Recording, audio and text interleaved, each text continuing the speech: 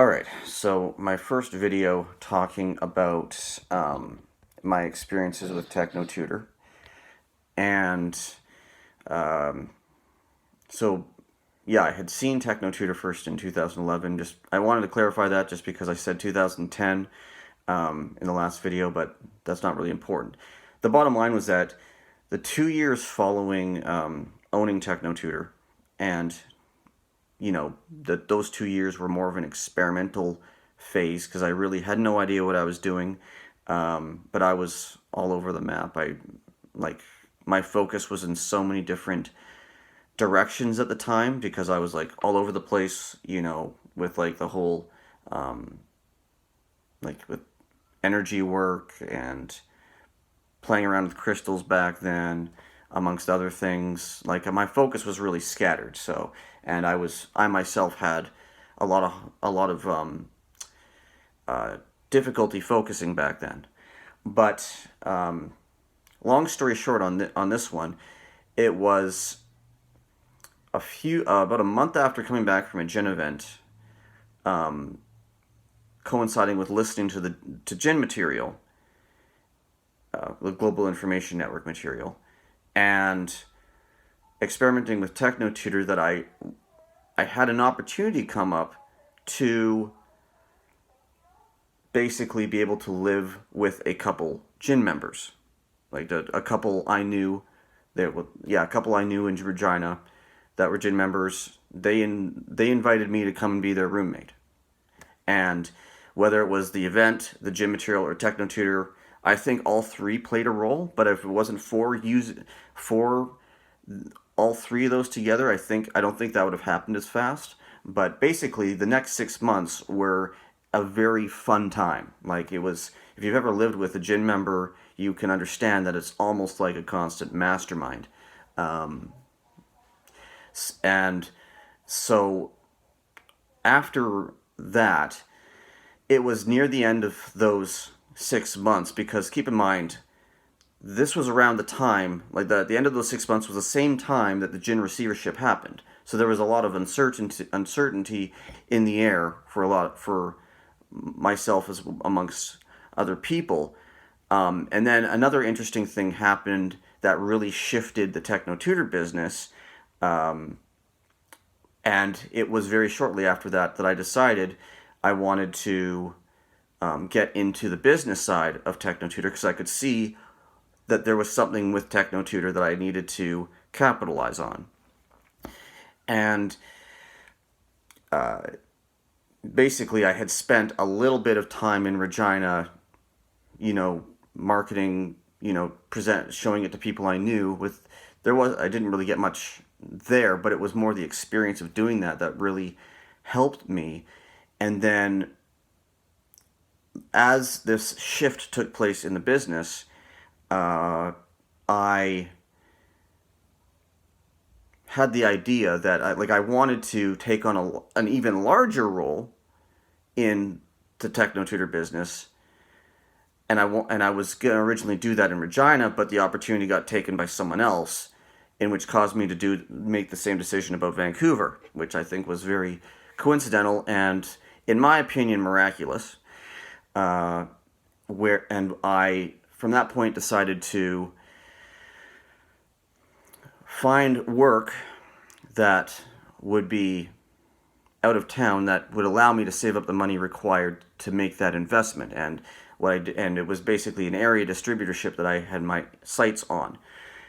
And the journey to the area distributorship, like, this is the second experience I'm going to talk about in the video now, where I basically, I went to work in northwestern British Columbia at a large industrial construction site, because I'm in the electrical trade myself, been in it for over a decade, and basically things lined up for me pretty well to make that happen. And as I was working at this job, I started to do even more experimenting with TechnoTutor, where I would use it maybe once every other day, once every third day, just to figure out how to use it properly, because I had no idea what I was doing. And back then, the there wasn't the level of support that exists now. So if you're in now, then, feel grateful with the support we do have. But back then, like, it started out being a bad experience working there. Like, I kind of had to go through a brief hell to make sure I wanted to be there. But as the months progressed, I was there for about 6 or 7 months total. And it was near the 2 or 3 month mark that I really started to get serious about forgiveness, specifically self-forgiveness, that I had been learning the past year and a half. Doing TechnoTutor almost somewhat consistently, every other day or every 3 days. I noticed that the things I became more clear about the things that I wanted.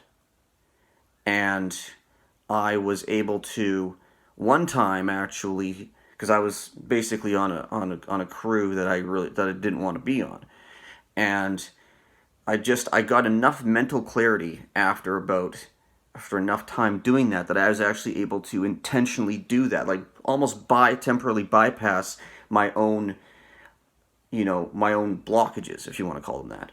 And it worked for a couple days. And then, keep in mind, at this time, I had no idea that I had actually what was going on. I had no idea how I had done this, which was really funny. But things kind of reset themselves after I got complacent. And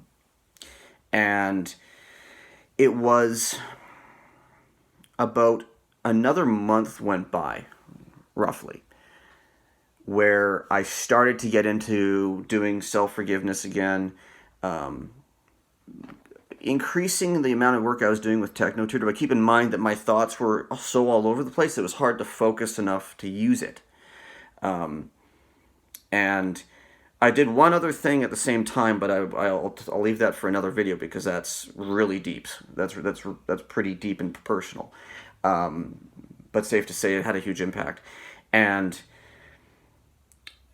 as I was getting seriously into forgiveness, self-forgiveness, and using TechnoTutor periodically, it's almost like a universal challenge happened for me, because I was working with someone who, out of nowhere, suddenly started being rude and disrespectful.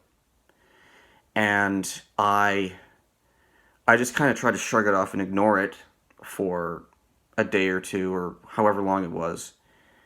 And the more I ignored it and tried to let it go, the worse it got.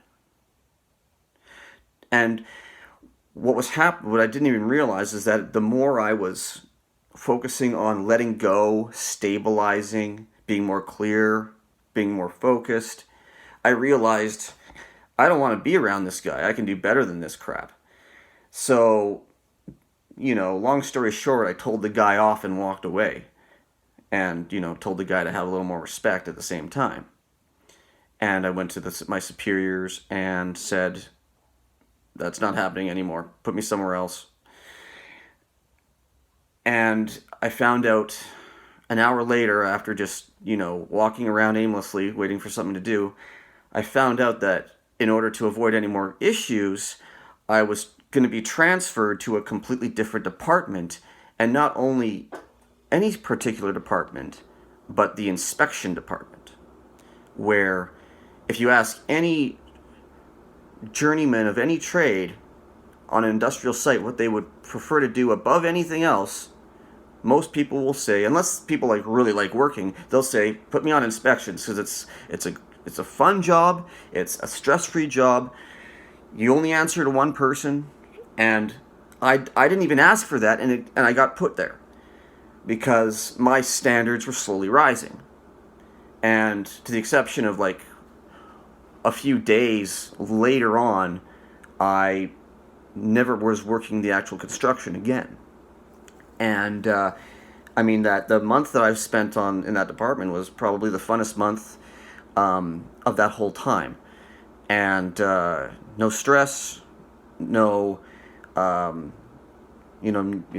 it anyone who's in construction ought to understand that when you're on a construction site, a lot of the time, you're expected to be productive, and there was no pressure. There was no, more or less, there was no pressure, and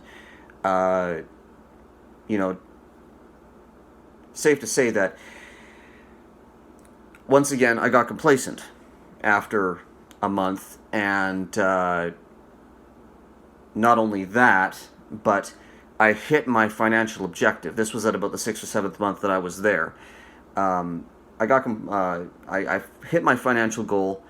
I made the investment, and my motivation to be there suddenly declined, and I was one of the first group of people to get laid off. But that happened for a specific reason, which I'll discuss in the next video.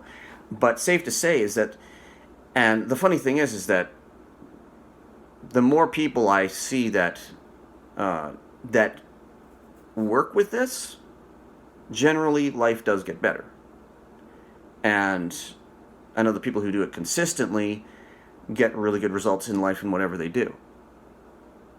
At least that's what I've experienced. I'm not going to promise that your life is going to miraculously change or get better, but I would not be surprised one bit if that's the kind of thing, because that's generally what I've noticed happening. Just because being more clear, being more focused, and working on oneself. So that's kind of the that's what I have for this one, and I'll see you on the next video.